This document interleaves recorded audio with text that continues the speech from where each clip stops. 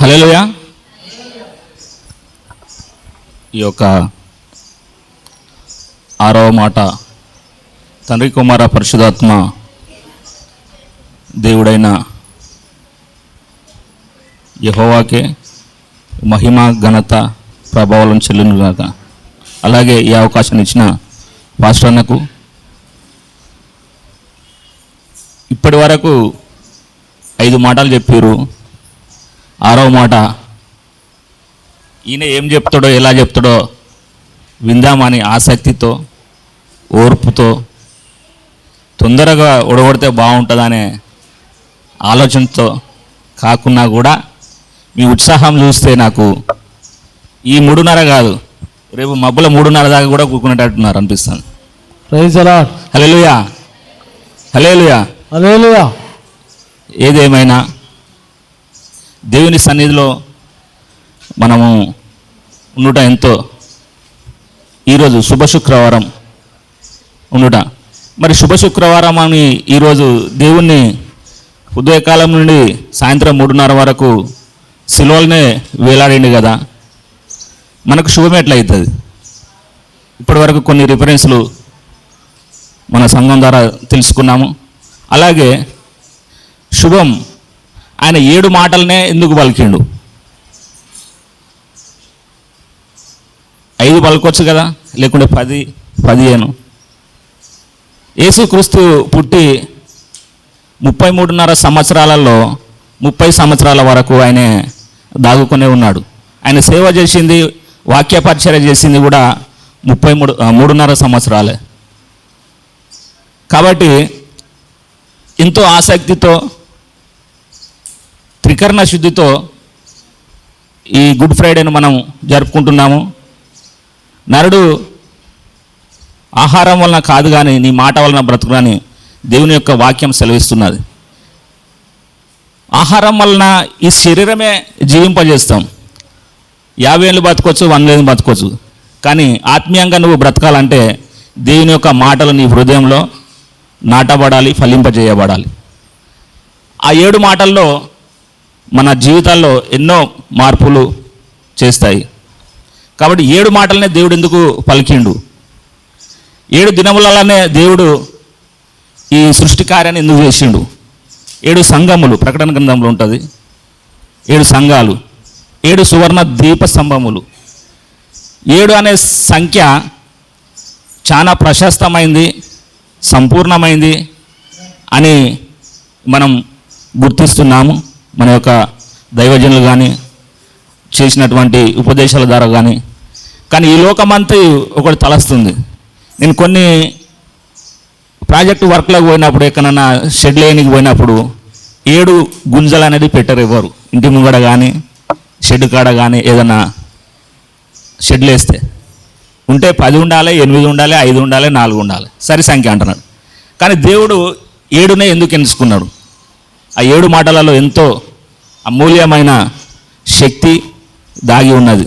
కాబట్టి ప్రియ దేవుని సంగమా, ఇప్పుడు మనం ఒకటి ముందే దేవునికి ఈ యొక్క ప్రవచన వాక్యాలు అన్నట్టు కానీ 7 మాటలు అనేది ప్రవచన మాటలని దేవుడు అలా పలికి ఉన్నాడు. ముందే తెలుసు దేవునికి, ఆయన సిలువ వేస్తారని తెలుసు, పరిచర్యలు ఎంత జరుగుతుందని తెలుసు. కానీ మన జీవితంలో మనకు ముందేం జరుగుతుంది అనేది తెలియదు అసలు. ఇలాంటివి మనం తెలియకుండానే ఈ యొక్క మన తల్లిని తండ్రిని ఎంచుకోకుండానే మన తల్లిదండ్రులకు జన్మిస్తున్నాం. మనకు తెలుసా ఎప్పుడన్నా మన తల్లిదండ్రులకు అయ్యో మేము వీళ్ళకే పుడతామని తెలుసా? తెలియదు. మనం ఎంచుకునే హక్కు లేదు మనకు. అలాగే నీ రూపాన్ని కానీ నీ అందాన్ని కానీ ఎంచుకునే హక్కు కూడా మనకి లేదు. ఒకవేళ ఉంటే ఎట్లుంటుంది అంటే, మనం ఎవరు ఎంచుకుంటాం? మంచి గొప్పగా ఉన్న వాళ్ళను ఎంచుకుంటాం. అనిల్ అంబానీనో లేకుంటే లక్షల కోట్ల విలువ గల ధనము ఐశ్వర్యము ఉన్న వాళ్ళని ఎంచుకుంటాం. కానీ ఇది ఒక మిరాకిల్ అన్నట్టు. దేవుడు తనకు జరగబోయే ముందున్నది అన్ని తెలిసి కూడా ఎంతో ధైర్యంతో దేవుని కార్యాన్ని తుదముట్టించాడు. అంటే ఈ యొక్క 6వ వాక్యంలో ఒకసారి చదువుదాం. యోహాను సువార్త 19వ అధ్యాయం 30వ వచనం. ఉమ్. ఆత్మను అప్పగించను. హల్లెలూయా, హల్లెలూయా. యేసు ఆ చిరక అంటే ఏంటిది? చిరక తెలుసా? చెప్పాలి మీరు అందరూ నోడుతూ తెలిసి ఉండాలి. చిరక అంటే ఏంటిది? చెరుకు రసం అనుకుంటున్నా. చిరక అంటే చేదు. తెలియాల వాక్యం తెలిసి ఉంటే మంచిది. నాకే తెలియదు అని నేను అనుకుంటున్నా. ఎందుకంటే కొంచెం తెలిసి ఉంటే మనకు కూడా ఈ సంఘం ఎంతో బలంగా ముందుకు వెళ్తుంది. నేను డిస్కరేజ్ మాటలు మాట్లాడను. చిన్నపిల్లలకు, మహిళలకు, వృద్ధులకు సంబంధించింది ఓన్లీ. హల్లెలూయా. అయితే ఒక ప్రణాళికాబద్ధంగా దేవుడు ఏం చేస్తున్నా అంటే ప్రతిదీ ఒక ప్రణాళికాబద్ధంగా చేస్తున్నాడు. ఒక బిడ్డ ఒక తల్లి ఒక బిడ్డకు జన్మించాలంటే 9 నెలలు కడుపులో మొయ్యాలి. ఆమె ఏమంటుందంటే నేను నిన్ను కన్నారా, నేను జన్మనిచ్చిన అంటుంది తల్లి. అరే నేను కన్నారా అని తండ్రి అంటున్నాడు. కానీ నువ్వు 9 నెలలేగా అంటున్నావు నీ బిడ్డను కానీ నీ యొక్క కొడుకును కానీ. నువ్వు 9 నెలలు ఈ భూమి మీద పడ్డా కాంచి 90 సంవత్సరాల వరకు దేవుడే అతన్ని మోసి తను జీవింపజేస్తున్నాడు. హల్లెలూయా, హల్లెలూయా. నువ్వేమైనా చేయగలుగుతావా? విద్యాబుద్ధులు మాటలు నేర్పగలుగుతావు వాని భవిష్యత్తును ఏదైనా. ఆయన ఎప్పుడు కట్టబడతాడంటే దేవుని యొక్క మందిరానికి వచ్చినప్పుడు అయ్యగారి మాటల ద్వారా, ప్రార్థనల ద్వారా, అరే నేను నడవవలసిన మార్గాలు ఏంటిది, ఏ త్రోవన పోతే నాకు మంచిగా ఉంటుంది అనేది ఆయన నిర్దేశించుకుంటాడు. కాబట్టి మనం ఈ 9 నెలలు మోసిన బిడ్డను దేవునికి అప్పచెప్తున్నాం. కాబట్టి తాను ఆ వాక్యంలో ఏముందంటే బాలుడు నడవలసిన తోవను ఆయనకు నేర్పినప్పుడు అది అందరికీ ఆయన సమాజానికి, సంఘానికి, కుటుంబానికి, తల్లిదండ్రులకు అందరికీ శుభకరంగా ఉంటుందని దేవుని యొక్క వాక్యం సెలవిస్తున్నది. హల్లెలూయా, హల్లెలూయా. మనకు పెద్దగా 1000 ఎకరాలు భూములు లేకపోవచ్చు, లక్షల కోట్లు ధనం కూడా లేకపోవచ్చు. వెండి బంగారాలతో చేసిన కొన్ని సువర్ణమైనవి గోల్డ్ లేకపోవచ్చు. కానీ వాళ్ళందరికంటే మీరు ఎంతో ధన్యులు ఇక్కడ కూర్చున్న వాళ్ళు. ఎందుకంటే దేవుని సన్నిధిలో ఈ శుభ శుక్రవారం మీరుండి ప్రపంచమంతటా శుభ శుక్రవారం జరుపుకుంటున్నది. దేవుని సన్నిధిలో ఉండి మీ యొక్క ఆత్మను, మనస్సును, హృదయాన్ని దేవునికి అప్పగించినందుకు ఎంతో ధన్యులను నేను ఎంచుచున్నాను. హల్లెలూయా, హల్లెలూయా. కాబట్టి గొప్ప గొప్ప వారు కూడా ఇలాంటి అదృష్టాన్ని పొందుకోలేకపోతున్నారు. గొప్ప గొప్ప మేధావులు, గొప్ప గొప్ప సైంటిస్టులు బైబిల్ను బట్టే, బైబిల్లో ఉన్న దాన్ని బట్టే జ్ఞానం పొందుకొని వాళ్ళు ఎన్నో యంత్రాలను, ఎన్నో మానవాళికి సంబంధించిన పరికరాలను కనిపెట్టినారు. కాబట్టి జ్ఞానం ఎక్కడున్నదంటే నీకు జ్ఞానం కొద్దిగా ఉన్నదా, దేవుని యొద్దకు వచ్చేది దేవుని వాక్యాన్ని ధ్యానించము, నేను నీకు జ్ఞానాన్ని ఇస్తానని దేవుని యొక్క వాక్యం సెలవిస్తున్నది. నీకు ఏది కొదవగా ఉన్నా కూడా నువ్వు దేవుని యొద్దకు వచ్చి దేవుని వాక్యాన్ని సెలవిచ్చినప్పుడు నీకు ఆ వాక్యం ద్వారా దేవుడు నిన్ను కట్టి నీకున్న సమస్త సమస్యల నుంచి, సమస్త నొప్పి, బాధ, ఇరుకుల నుంచి, ఇబ్బంది నుంచి దేవుడు నిన్ను దూరపరుస్తాడు. హల్లెలూయా, హల్లెలూయా. కాబట్టి ఇంకా చిన్న అంటే ప్రవచన వాక్యం చెప్తాం. యెషయా అలాగే 7:14 వచనాలకు చదువు.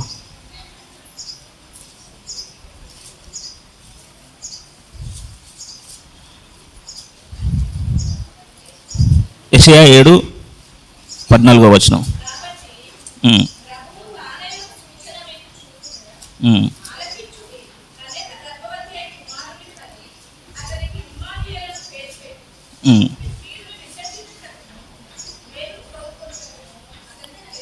హల్లెలూయా, సలాం. ఈ ప్రవచన వచనంలో దేవుడు తన యొక్క జన్మను ముందే మనకు చెప్తున్నాడు, లేఖనం ద్వారా చెప్తున్నాడు.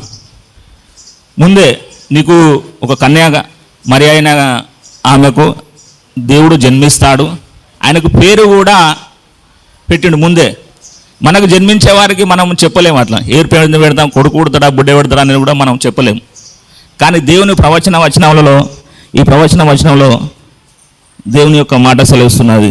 ముందే చెప్తున్నాడు, కన్యకు దేవుడు జన్మిస్తాడు, అతనికి ఇమ్మానుయేలు అని పేరు పెట్టుడని దేవుని యొక్క వాక్యం సెలవుస్తున్నది. హల్లెలూయా, హల్లెలూయా. కాబట్టి ఇంకా మనం ఈ దేవునిలో 7 మాటలే కాదు, ఎన్నో విలువైన వచనాల ద్వారా బలపరిచి స్థిరపరిచి మన హృదయాల్ని కట్టాలని నేను మనస్ఫూర్తిగా కోరుకుంటున్నాను. అలాగే మనకు ఎలాంటి ఐధైర్యం ఉన్నా, అభద్రతా భావం ఉన్నా మనం దేవునితో చెప్పుకుంటాము. కాబట్టి ఇంకా ఎన్నో మేళ్ళ ద్వారా దేవుడు మనల్ని దీవించును గాక. హల్లెలూయా. ఇక్కడ మనమంతా ఒక సంఘంగానే కూడుకున్నాం అన్నాడు. మనం ఎవరము ఏంది అనేది, మన ఆధార్ కార్డు, మన ఏం పేరు అనేది ఇక్కడ క్రీస్తు వంశవాళిగానే మనం వచ్చి ఉన్నాం అందరం. ఇక్కడ సంఘస్థులుగా అన్నట్టు క్రీస్తు వంశవాళి అంటే గేట్ అవతలనే మన ఆధార్ కార్డులో ఉన్న పేర్లు, ఒకరు ఇంటి పేరు, ఒకరు ఇంకో పేరు, కులం పేరు అని సంఘంగా వచ్చినప్పుడు అందరం మనం ఏకరీతిగా అందరూ సమానమే. ఇక్కడ సంఘస్థులు అందరూ దేవుని సన్నిధిలో. కాబట్టి ఈ యొక్క వచనాన్ని మరొకసారి యేసు ఆశ్చర్యపుచ్చుకొని సమాప్తమైనదని చెప్పి తల వంచి ఆత్మను అప్పగించను. ఈ మాట పలకాలంటే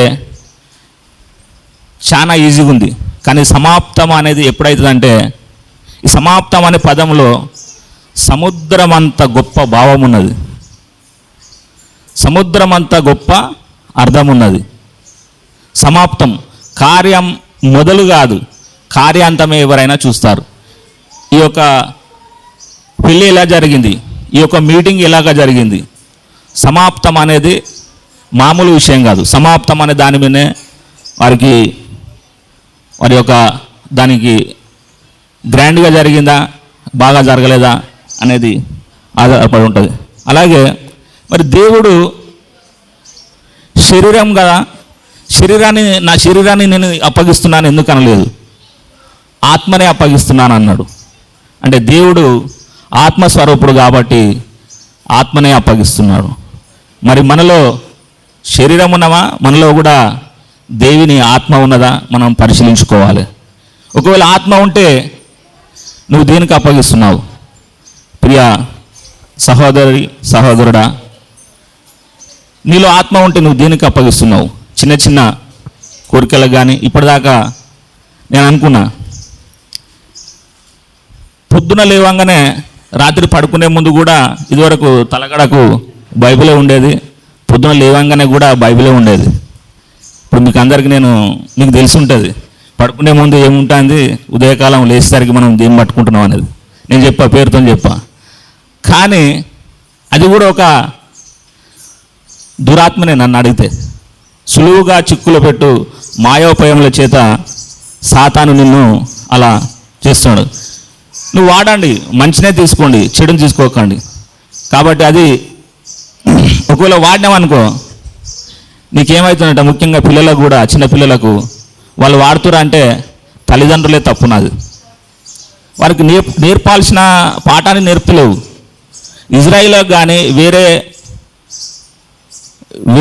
మతాలలో కానీ అతనికి 10 సంవత్సరాలు వచ్చేసరికి అతనుకున్న ధర్మశాస్త్రం కానీ, ఖురాన్ కానీ, ఇంకేదైనా కానీ మొత్తం ఆయన ఉంట పట్టించుకుంటాడు, ఉపనయనం అనేది చేస్తుంటున్నాడు.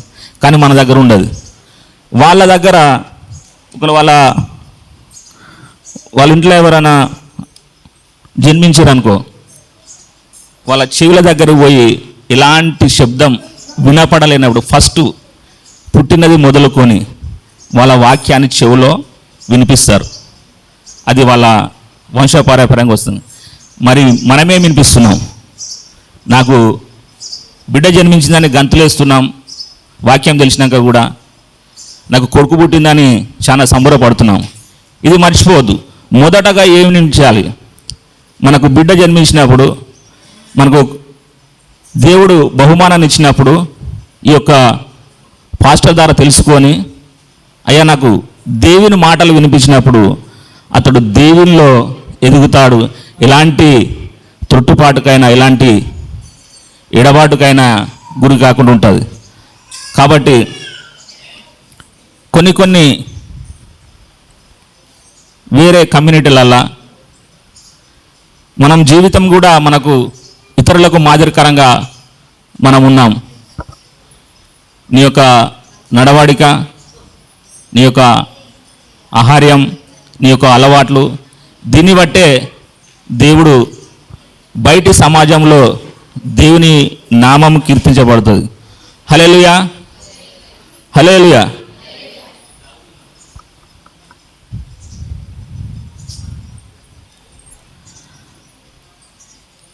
ఒక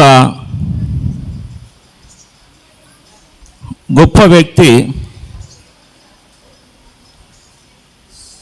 బైబిల్కి సంబంధించిన వచనాన్ని నేను ఒక దగ్గర చూసినాను రీల్స్లో.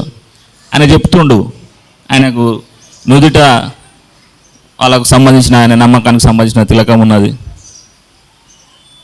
ఆయన వాక్యంలో ఉన్న రెఫరెన్స్తో సహా చెప్తున్నాడు.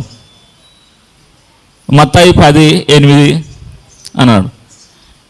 మత్తయి 10:8 అంటే ఏముంటుంది? 10:08 అనుకున్నాను. 10:0లో ఒకటి ఉన్నది ఏంటి అది అని అంటాను. ఏమున్నది అనే వాక్యం ద్వారా దేవుని మహిమపరుస్తున్నాడు. ఆయనకు తెలియదు దేవుని వాక్యాన్ని నేను ఇట్లా చెప్తున్నాను. అది ఒక గొప్ప నాయకునికి, దివంగత వైఎస్ రాజశేఖర రెడ్డికి దేవుడు ప్రేరేపణ వలన